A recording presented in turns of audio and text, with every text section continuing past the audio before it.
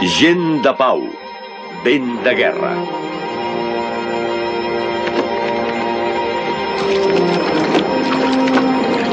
A l'època d'Octavi August tingué lloc el naixement del cristianisme, que fou predicat pels deixebles de Crist a Roma i va arribar més tard a Espanya.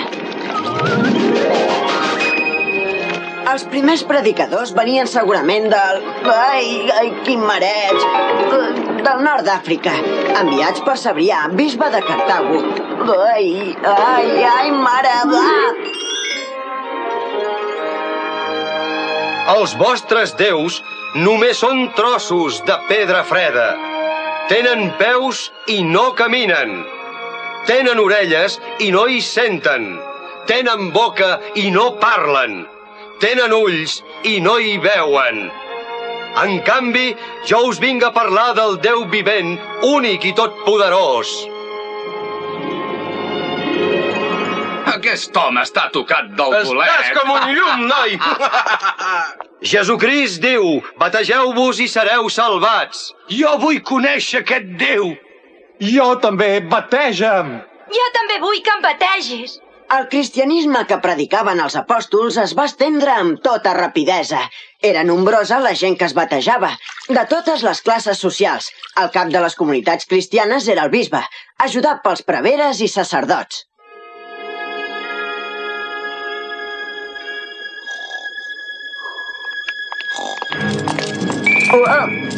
Aquí, el cristià és aquí dintre.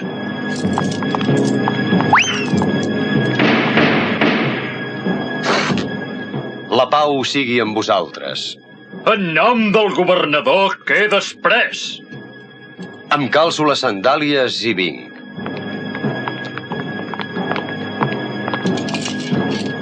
O sigui que els nostres déus són falsos? Només hi ha un sol Déu veritable, el cristià. Per tant, el nostre emperador no és Déu. No, no és Déu, és un home com un altre. Si vols que no et passi res, crema encens en honor de l'emperador.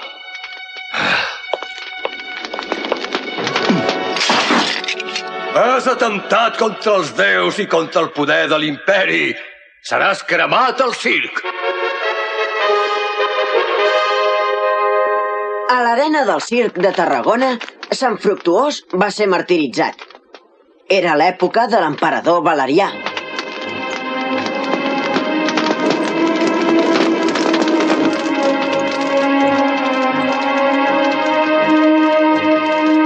La persecució més forta va ser la de l'emperador Dioclecià, l'any 304, en la qual hi va haver molts màrtirs catalans. Santa Eulàlia va ser crucificada, Sant Cugat decapitat, Sant Feliu llançat al mar. Malgrat les persecucions, el cristianisme anava agafant cada vegada més força. Constantí, l'any 313, amb l'edicte de Milà, va permetre el cristianisme, que anys més tard va ser declarat religió oficial de l'imperi, però l'imperi trontollava des de feia temps. L'any 395, l'emperador Teodosi va dividir l'imperi romà entre els seus fills en dues grans parts, que mai més no es tornarien a unir, l'Orient i l'Occident.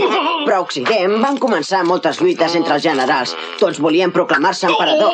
Ara en venia un i s'asseia al tron. De seguida era derrotat per un altre. Això produïa guerres entre els mateixos exèrcits romans.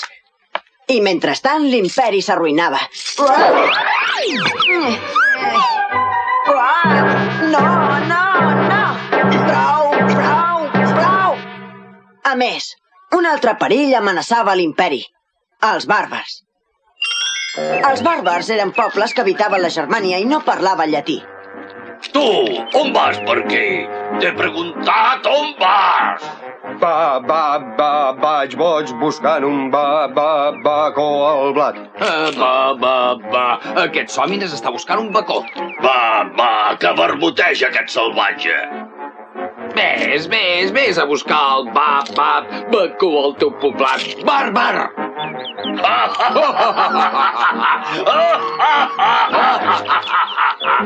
Per als romans, bàrbar venia a ser aquell que no sabia parlar bé el llatí i, per tant, sinònim d'una persona incivilitzada, salvatge.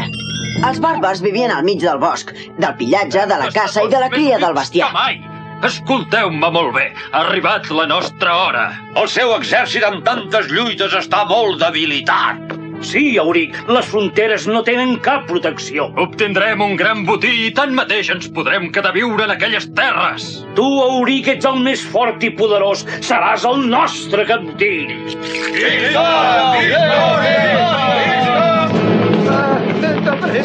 Les incursions bàrbares cada vegada eren més freqüents i arribaven més endins de l'imperi. La gent tenia por dels bàrbars. Corrien espaordits i intentaven salvar tot el que podien. La majoria de les ciutats s'havien empobrit. Fixeu-vos en Tarragona. Venim a cobrar l'impost per mantenir l'exèrcit imperial. No en tinc de diners. Sóc pobre. Vinga! Però què feu? Així els trauràs els diners.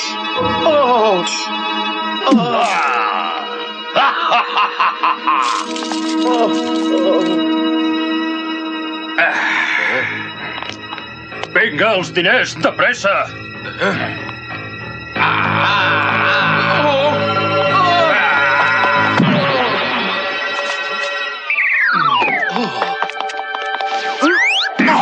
La vida a la ciutat s'havia tornat molt insegura.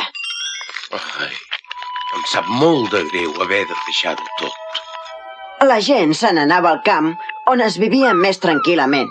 I de mica en mica, les ciutats anaven quedant despoblades.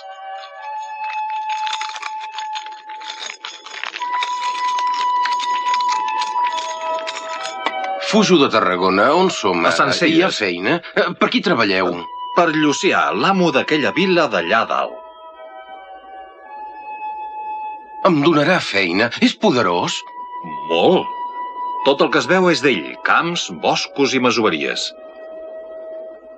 Segur que t'acollirà. Mira, són els guerrers que té Llucià per protegir-nos dels lladres i dels bàrbars. Ja no ens podem fiar de l'exèrcit romà, oi?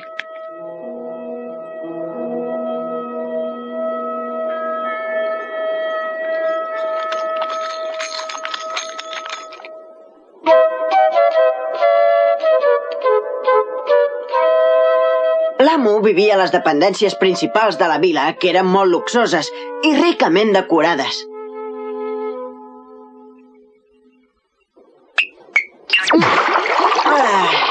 Quin goig viure així.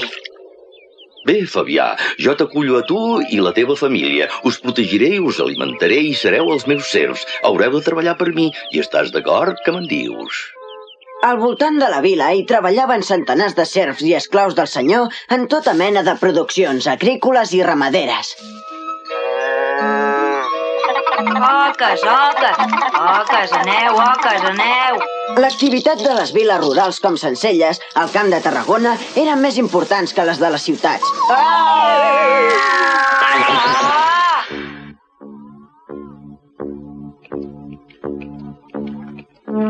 El poble bàrbar dels visigots, després de travessar els Pirineus, va entrar a la península ibèrica. El comandava el seu rei Ataúl, que era casat amb Gal·la Placídia, germana d'un emperador romà.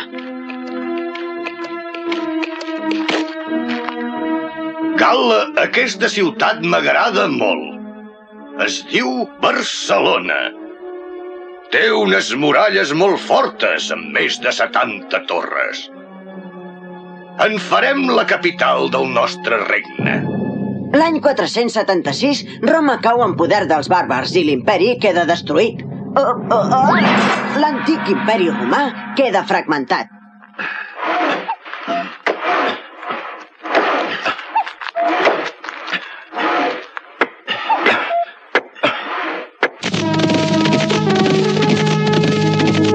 Els bàrbars, els visigots. Que vinen els visigots! Fugim! Què voleu? Tranquilitat, no cal que fugiu. Aquest país és prou gran com perquè hi capiguem tots. Nosaltres els visigots i vosaltres els hispanoromans. Nosaltres manarem i serem els guerrers. Vosaltres podreu conservar les vostres terres i comerciar, i ens pagareu tributs, naturalment. Els hispanoromans us regireu per les vostres lleis i nosaltres per les nostres. I la religió? Nosaltres som catòlics i vosaltres arrians. No us preocupeu, cada poble tindrà la seva religió. Tot i que tenien cultures diferents, els hispanoromans i els visigots van conviure pacíficament. Els costums i les lleis dels bàrbars no eren tan refinats com els dels hispanoromans.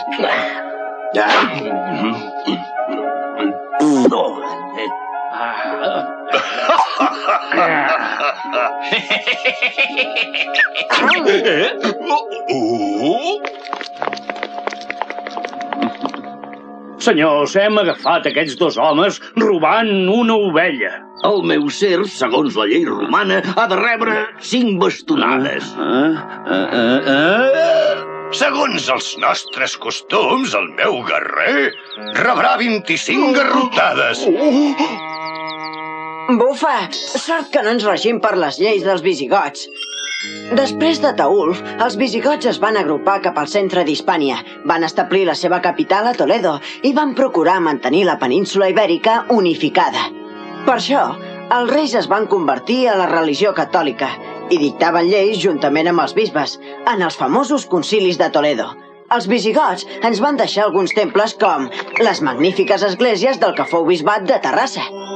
Som a l'any 711. Un greu perill amenaçava el regne visigot, els musulmans. Després d'haver ocupat el nord d'Àfrica, els àrabs van passar l'estret per ocupar Hispània.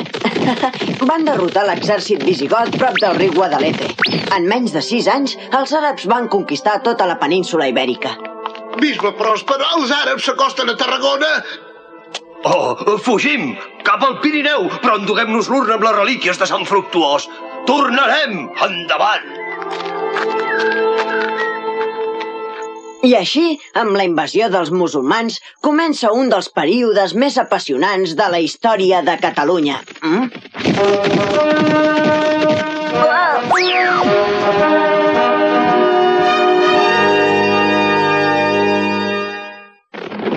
Marca hispànica.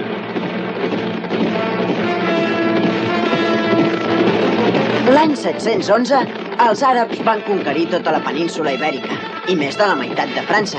I ho van fer en pocs anys, i gairebé sense trobar cap mena de resistència. En van caldre vora de 800 per treure'ls. Eren guerrers de plana i desert, i no van dominar mai les muntanyes. Molts visigots i hispanoromans es van refugiar a la serralada cantàbrica, als Pirineus o en terres dels francs. Palà i Covadonga va vèncer els moros l'any 718 i Carles Martel els va derrotar a Poitiers al 732. La reconquesta comença. Si bé Astúries va ser obra dels visigots, a Catalunya ho va ser dels francs.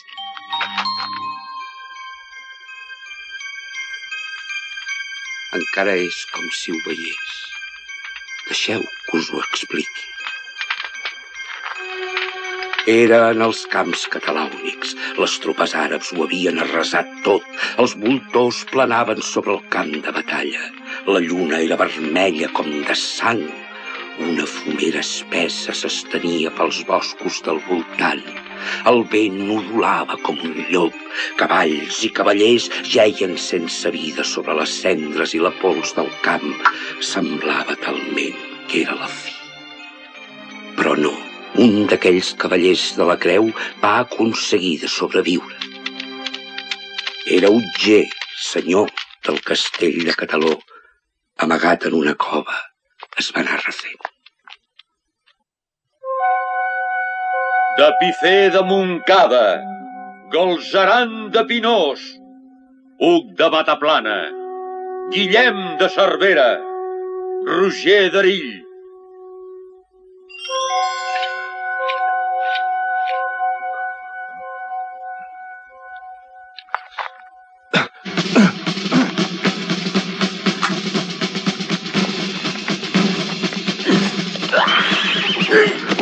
Tots ells han escoltat el so del corn que ha travessat valls i muntanyes. Els 9 barons coneixen la crida d'Utger Cataló i corren amatents a galop dels seus cavalls, amb tot el seu coratge.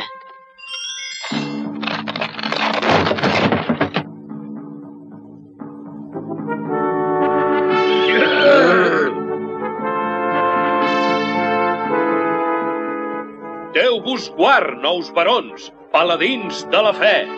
El cel us ha destinat a foragitar els moros d'aquesta terra. Guerra a l'infidel! Guerra! Guerra a l'infidel!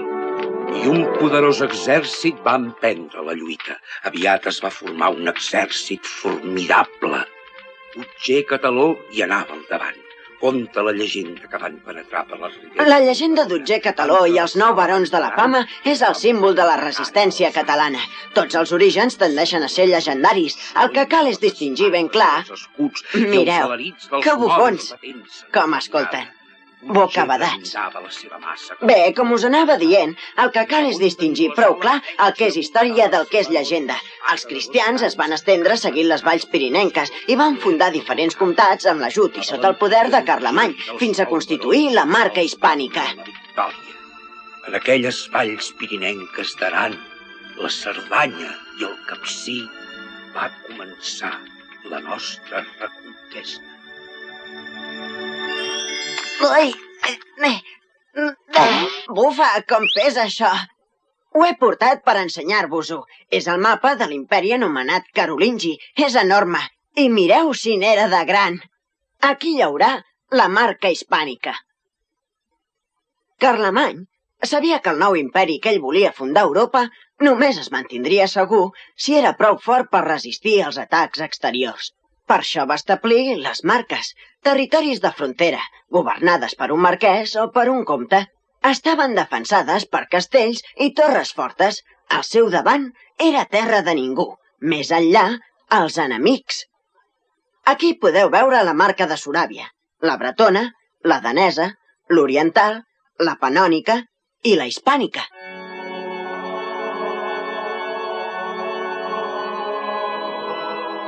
Carlemany va ser coronat pel papa Lleó III a Roma, al Nadal de l'any 800. El projecte polític de l'emperador era el de reconstruir l'imperi romà d'Occident en un desig d'unitat de l'Europa occidental. Perdoni.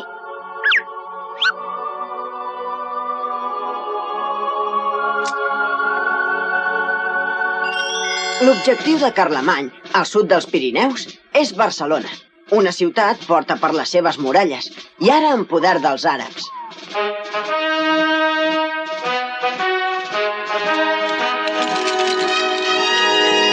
Alto! Senyor, serà difícil de conquerir. La ciutat està molt ben situada, protegida pels infidels i ben emmurallada. Teniu raó, capità, però nosaltres la prendrem. Endavant!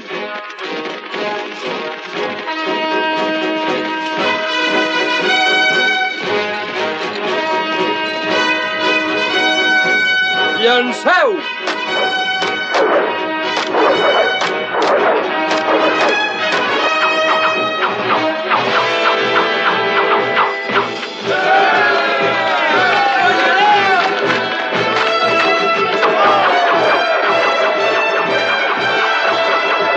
L'any 801, el rei d'Aquitània, Lluís el Pietós, fill de Carlemany, va conquerir Barcelona als musulmans i va atacar de valent amb els nobles gots de Septimània, els francs, els gascons i els aquitans de la cort.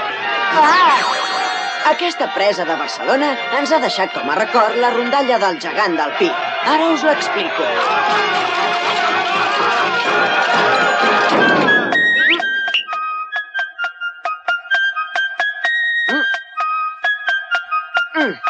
Diuen que a muntanya hi vivia un gran gegant anomenat el Fort Parell. Ara balla el gegant del Pi, ara balla pel camí.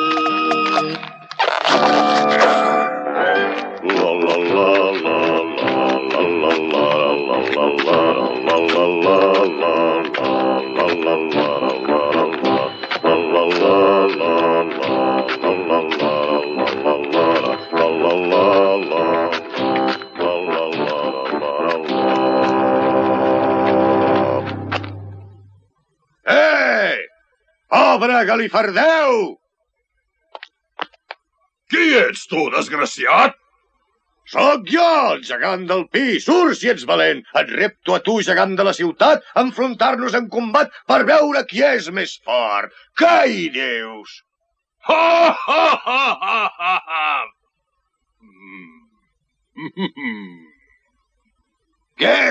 Què t'hi jugues?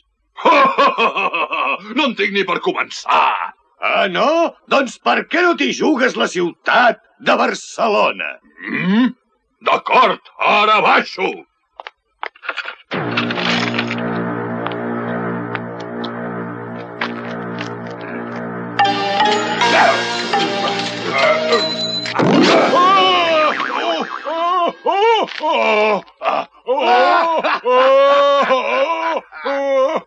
gegant de la ciutat ara balla pels terrats. D'ençà de la reconquesta de la ciutat, s'institueix el Comtat de Barcelona, que fixa els límits més avançats de la marca hispànica. Els rius Llobregat i Cardener formen la línia de frontera amb els territoris àrabs. Els reis francs van dividir la marca en comtats, el govern dels quals va ser encomanat a un noble vassall. A canvi de protecció i sosteniment, us prometo vassallatge, fidelitat i serveis militars. Per força ha d'estar en aquesta caixa.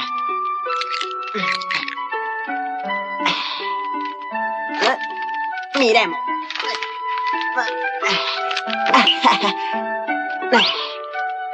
Aquesta és la llista dels comtes de Barcelona. El primer va ser Narnà, del 801 al 820. Després Rampó. Ui, en són molts. Ara que hem incorporat els comtats, hem d'unificar el país. I què hi dirà el rei? Carles, el rei franc, no hi va dir res i va acceptar també que Guifré establís la dinastia de la Casa de Barcelona, que va governar Catalunya més de 500 anys.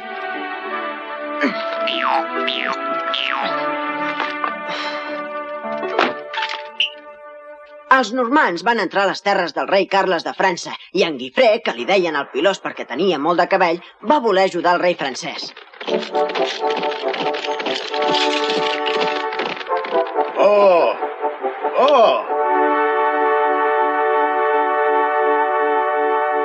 Quiet! Al l'atac!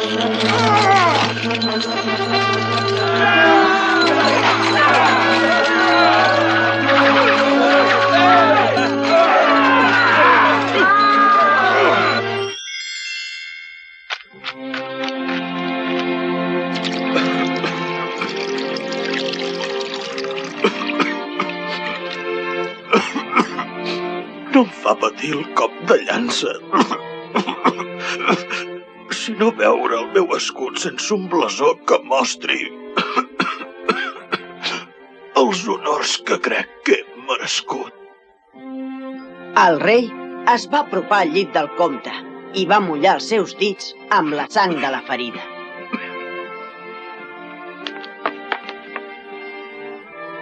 Guifré, 12è comte de Barcelona. Us heu ben guanyat el blasó. Des d'ara aquesta serà la vostra ensenya.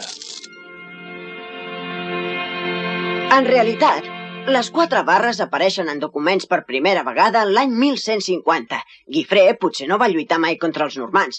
El que se sap segur és que ho va fer contra el governador àrab de Lleida i que va ser ferit o mort. La llegenda de les 4 barres de sang és tardana, data de mitjan segle XVI. Els escriptors romàntics la van trobar tan bonica que la van popularitzar. Què seria un poble sense llegendes ni tradicions? En el proper episodi veurem com es va repoblar la Catalunya Vella i com els comtes de Barcelona es van alliberar del vassallatge amb els reis francs. El naixement d'una nació. Des de l'any 878, Guifré el Pilós governava els comtats orientals de la marca hispànica, que quedaven força aïllats dels de la part occidental. Els de les valls de les dues Nogueres, el Pallars i la Ribagorça, van dependre dels comtes de Tolosa en determinades èpoques. La seva parla derivava de l'èuscar, fins que...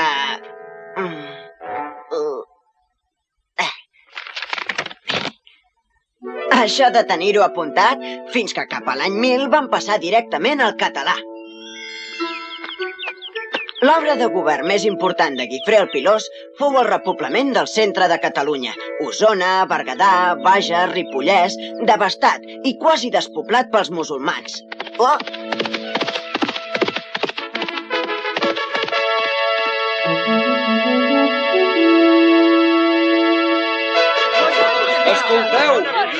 Escolteu tots!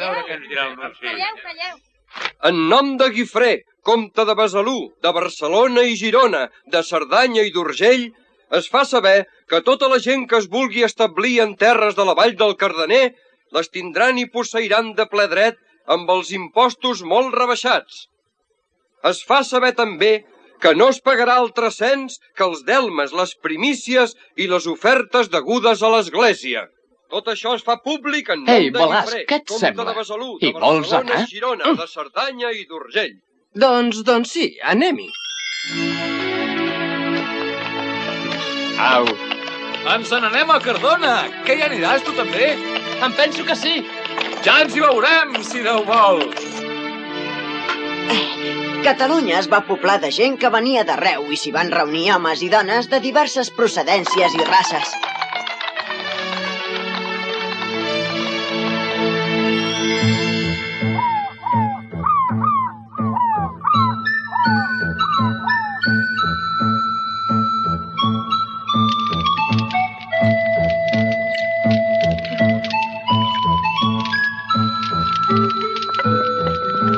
Estic segur que això deu tenir molt bon gust. Prova-ho. T'agrada? Sí, en vull més. No, no, no, no.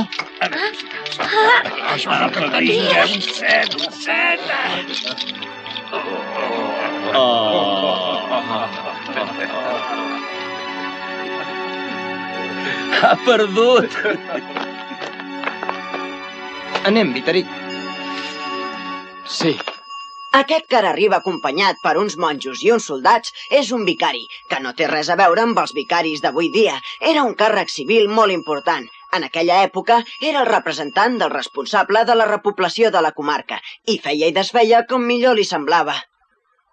Escolteu tots, us donarem protecció, seguretat i defensa, però a canvi vosaltres haureu de contribuir a la construcció del castell i treballareu un dia a la setmana, per torns. El dijous tindreu permís per quedar-vos tota la sal que pugueu agafar d'aquesta muntanya.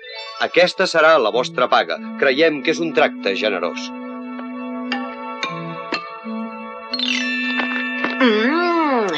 D'aquí ve que de la renda del treball encara avui se'n digui salari. Estimats germans, perquè pugueu cantar lloances a Déu, necessitem aixecar un esglesiola amb un petit campanar que assenyali el ritme dels esdeveniments i convoqui la comunitat a l'oració.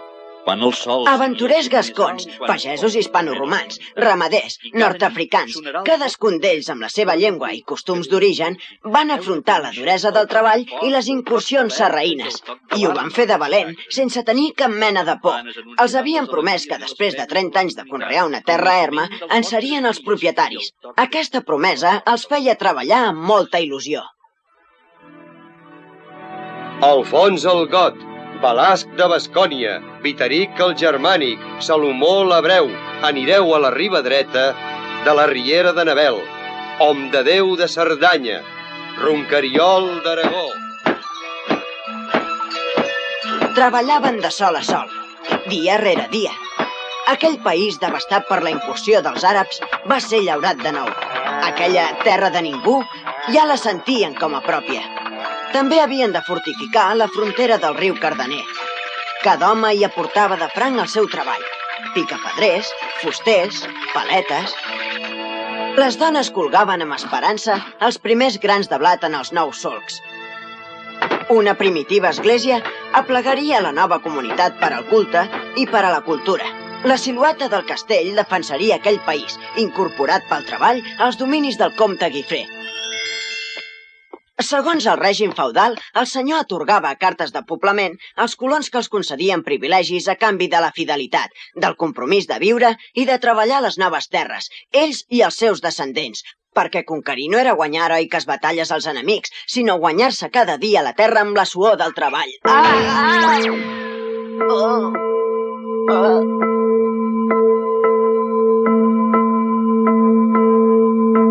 Un, dos, tres, dreta, esquerra, per sota. Un, dos, tres, esquerra.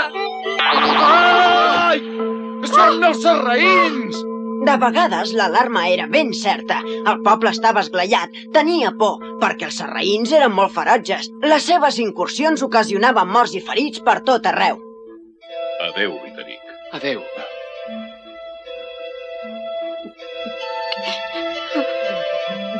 Ja no podem aguantar més. Els atacs dels sarraïns ens han decidit.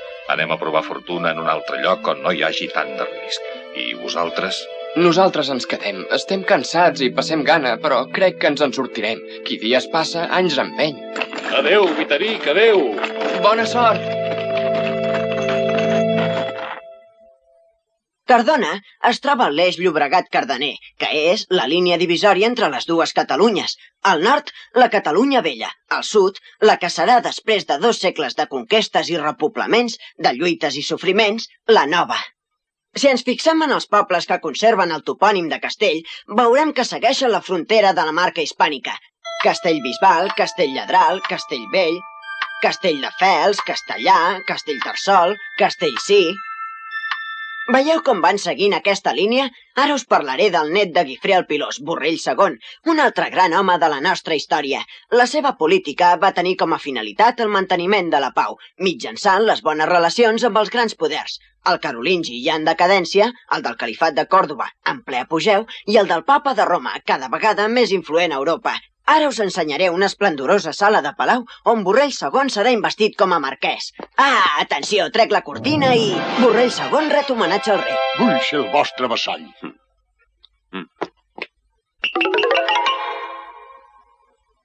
Ara el comte farà el jurament de vassallatge. Escoltem les seves paraules. Jo, Borrell, juro davant dels evangelis de Déu i d'aquestes relíquies dels sants que des d'aquest instant i fins al darrer dia de la meva vida us seré fidel contra qualsevol home. Així quedaven ben units per un vincle personal. Califa, sóc el marquès Guiu de Toscana. I veniu com a ambaixador de Borrell II. Efectivament. Paral·lelament, Borrell II va enviar el marquès Guiu de Toscana a la cort del califa Abdelrahman III com a ambaixador de pau.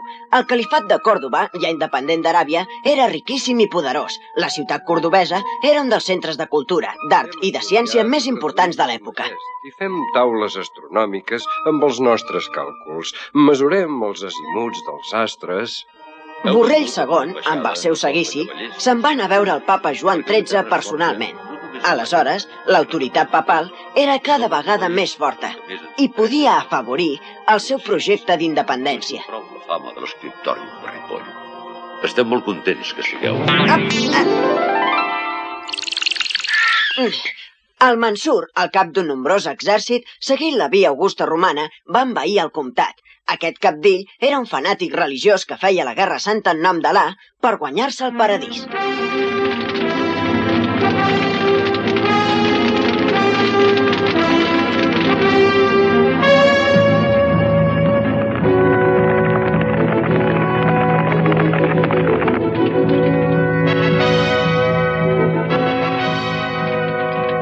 La ciutat de Barcelona va ser completament arrasada i saquejada. Borrell II va demanar ajut a Lotari, però el rei franc es va fer el sord, malgrat les seves obligacions feudals. El Mansur va deixar un rastre de foc i desolació al país. Tot era cendra i runes. Però damunt d'aquelles cendres que encara fumejaven, renaixeria Barcelona. No era la primera vegada, ni malauradament seria l'última. La ciutat va ser reconstruïda amb una ferma voluntat de continuïtat. Tothom hi va ajudar sense queixar-se gaire. Senyor, ha arribat un missatge del rei Hug Capet, nou rei de França. La misericòrdia de Déu ens ha atorgat el reialme de França. Si voleu, doncs, conservar la fidelitat que ens vau prometre, presenteu-vos davant nostre abans de Pasqua. Però què s'ha cregut el rei Hug Capet? No penso pas enviar cap legat, i molt menys anar-hi en persona, ni abans ni després de Pasqua. I tenia tot el dret. El vincle es trenca quan el senyor no ajuda el vassall que s'ha encomanat a les seves mans. La independència de Catalunya va començar de fet amb la ruptura dels lligams de vassallatge. L'any 988, és a dir, fa 1000 anys exactament. La sobirania de Catalunya no va començar amb cap victòria gloriosa ni amb manifestacions triomfals. Va ser un acte de fermesa de Borrell II. Des d'ara ja no seria comte per gràcia o favor del rei de França. Borrell II seria comte per propi dret. Ara el sentirem. Jo, Borrell, per la gràcia de Déu, duc de Gòtia i marquès, assumeixo la tasca de fermar aquesta terra i de vetllar per tota la seva gent. Fixeu-vos-hi, Borrell II es dona a si mateix el títol per la gràcia de Déu.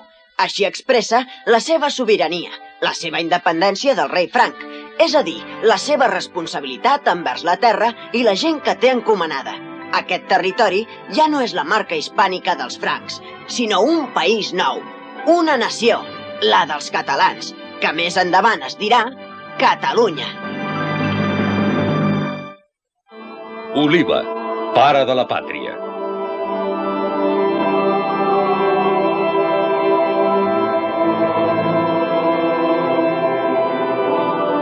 Teníem i hem perdut un bisbe i un abat de benaurada memòria, pare de tota la pàtria, Oliva, dolç, afable. Aquesta és la comunicació enviada a tots els monestirs i esglésies de Catalunya i de França amb motiu de la mort de l'abat Oliva. El text continua. Va néixer en un noble bressol, engendrat en sang gloriosa. Ell, des que era petit, va aprendre les sagrades lletres. Doneu la bona nova al comte de Besalú. Digueu-li que és pare d'un altre nen, el tercer dels seus fills. Oliva va néixer a la Cerdanya l'any 971, del llinatge de Guifré el Pilós i de Borrell II. El vostre fill. Els seus pares eren Oliva II, de sobrenom Cabreta, i la comtessa Ermengarda. Pa. Que n'ets de bufó, ho acabes de mullar tot.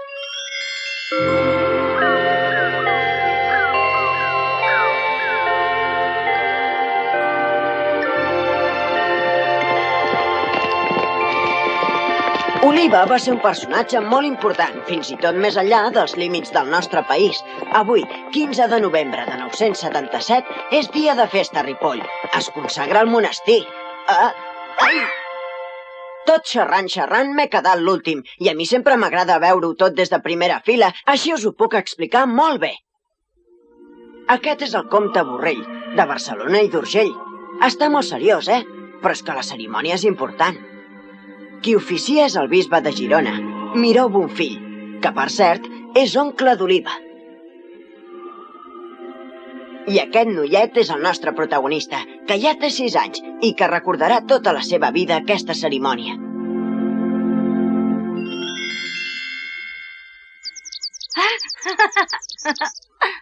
Va, Oliva, no badis, no t'encantis. Ara continuarem amb el llatí.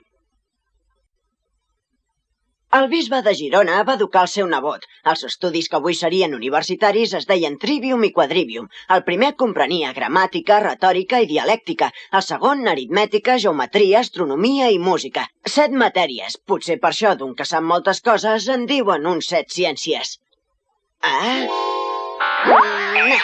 Ho sento, amic, però saps? Tinc molta gana.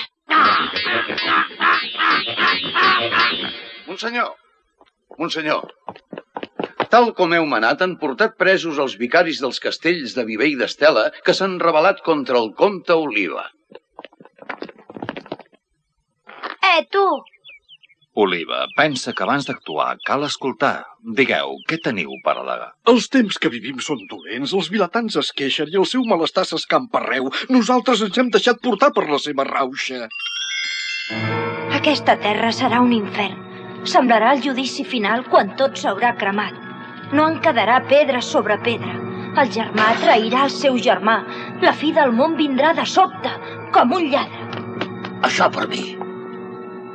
Tot serà plany i cruiximent de dents. Ho diu la profecia. Però no pot ser. L'Evangeli anuncia la caritat i la pau.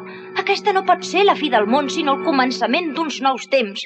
Jo, Oliva, dedicaré la meva vida a construir la pau per al meu poble i per al món. Ha vingut el gran dia de la ira de Déu. Penseu que la fi del món ja s'acosta. Penediu-vos!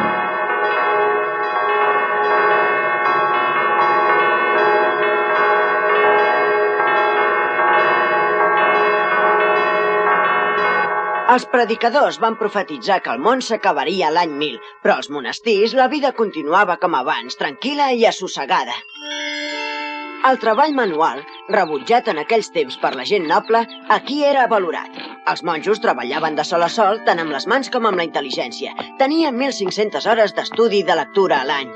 Feien de fusters, d'escultors, d'orfebres, per tal de poder-se mantenir ells mateixos. La comunitat religiosa era una organització perfecta sota la regla de Sant Benet i l'autoritat de l'abat. A l'escriptòrium, els monjos copistes tenien una feina que s'havia de fer en silenci absolut, a excepció del monjo lector. Prínceps i reis, perquè amb el seu terror allunyin els pobles del mal.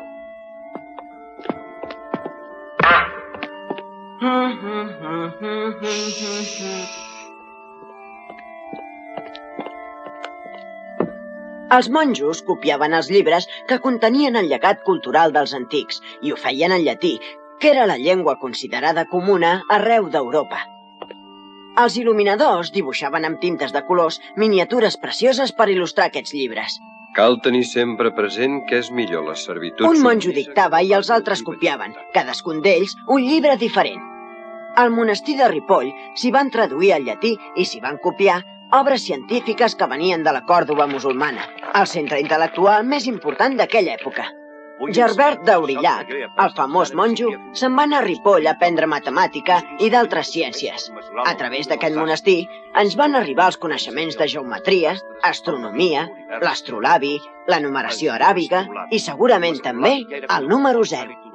Abans del naixement de Crist, però van ser els àrabs els que el van perfeccionar. Cal aprendre també dels musulmans. Fixeu-vos com aquestes xifres són més senzilles que les romanes.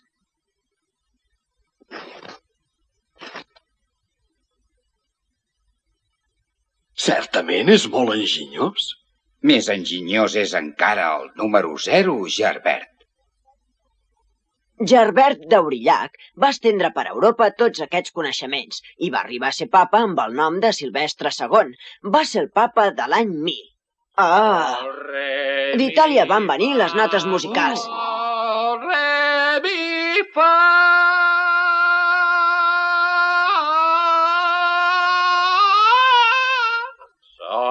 Però de segur que no eren aquestes. Sol, re, mi, fa...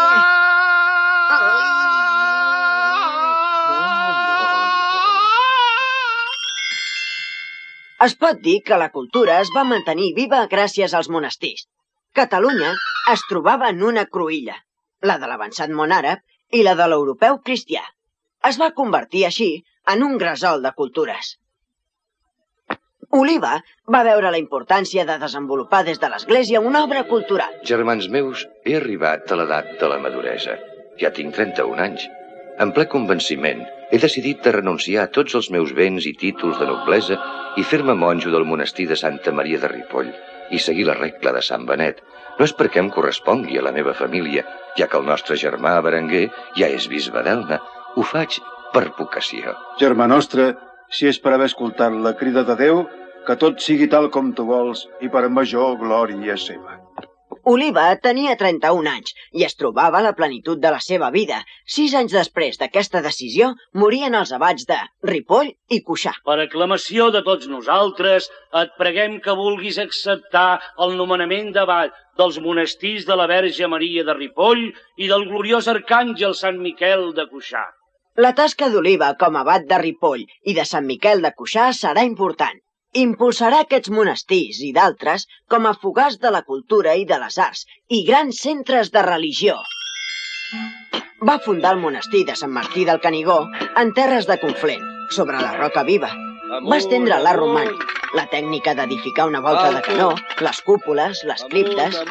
Va fer venir mestres d'obres de Llombardia i Occitània, els quals van enriquir i perfeccionar l'arquitectura i van portar nous enginys a l'art de construir. El romànic català ja no era un art pobre i primitiu, sinó ric i sumptuós. Els temples eren basíliques majestuoses. Els murs interiors d'aquestes basíliques eren pintats de colors vius i plens d'imatges cristianes.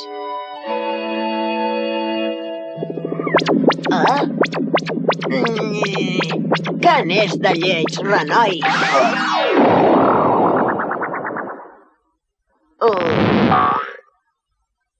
Caram, m'ha agafat ben distret. Oliva va iniciar la construcció de moltes catedrals, esglésies i monestirs com el de Montserrat, que, amb el pas dels anys, ha adquirit un valor llegendari i singular.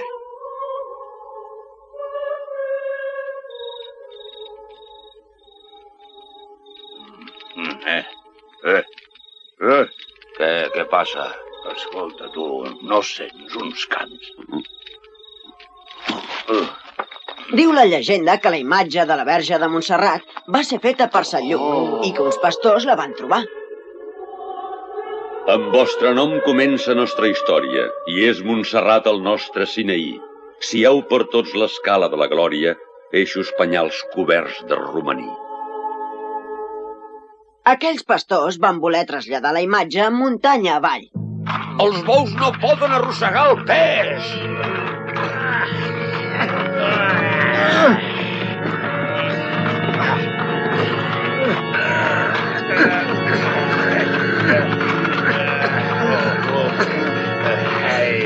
Totes les rodes no estan pas travades. Això és un senyal del cel, esclar. La Verge es vol quedar aquí. Així diuen que va ser. La muntanya es va convertir en el tron de la Verge.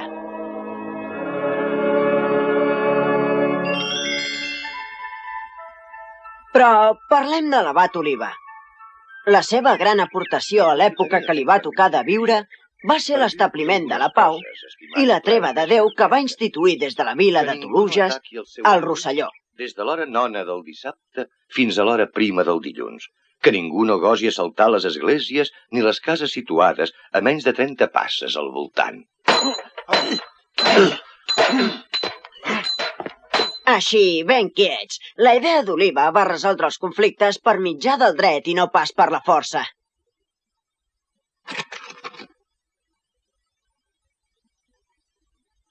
Probablement és a Cuixà, on hi ha una parla fronterera entre el català i l'occità. El primer document que se'n conserva és la cançó de Santa Fe, datada solament 15 anys després de la mort de l'abat Oliva. D'aquesta manera va començar el floriment de la llengua catalana. Encomanar al Senyor la ramada que li havia estat confiada. I en caure l'hora nona, emigrar d'aquesta vida.